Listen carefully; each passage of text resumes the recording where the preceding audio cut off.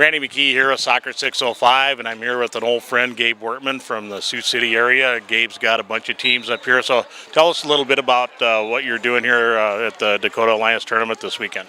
We brought some teams in from Sioux City. It's a good chance to get some good competition in the area, give them the opportunity to play, more touches on the ball is what it's all about. And I mean, this is a fantastic facility to have the opportunity to come in and play at. So, every player I've talked to about this, from U10 all the way up to U19s, just love this place. It just is I've never been in a better place to have an indoor tournament.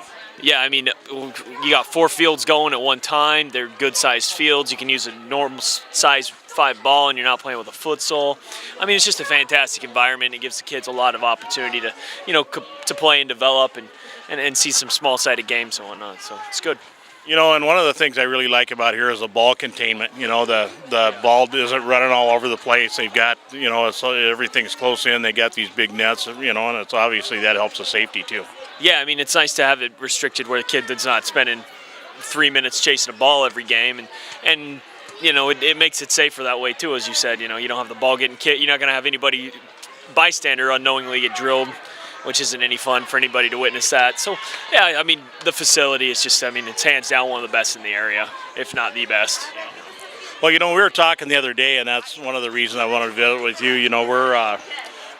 We've really been focusing on the younger player at Soccer 605, and, we were talking about the importance of, obviously the young ones are the pipeline, but, U13, U14 is where we really get into a lot of the very heavy development. I'm just kind of curious what you're doing in your programs to bring those kids along that you're working with.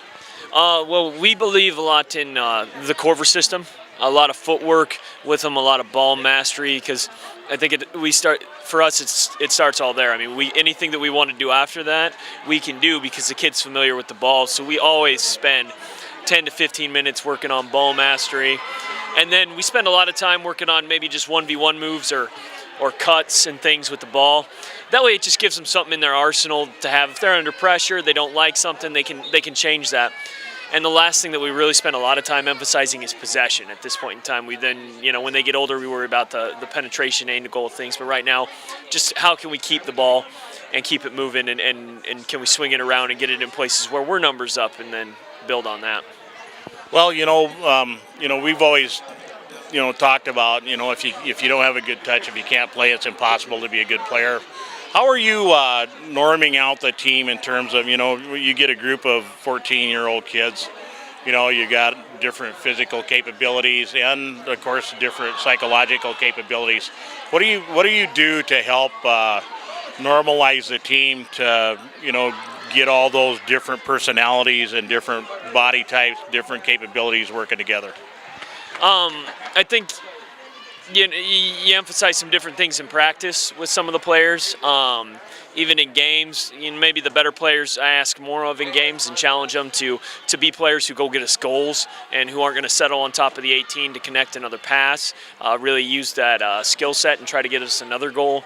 The other ones, some kids you're just more positive with in terms of, you want everything that they do to be positive so they grow and become more confident as a player, and then you can begin to emphasize things. I mean, with our 14s last year as they became 15s, we spent a lot of time doing that, and we've seen a lot of positive results. Our expectations are different from player to player, so, that's been good in that. Especially on the boys' side, they get their male hormones at all different stages of their lives, and that can really become a challenge for some of those kids who get that late.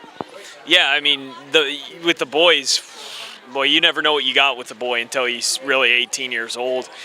Some of those boys are early and some of those boys don't develop later. You just got to stay positive with them and keep them pushing. I mean, you stay after them, obviously, and you demand their very best every time they're on the field. And when they don't give it to you, I think, you let them know.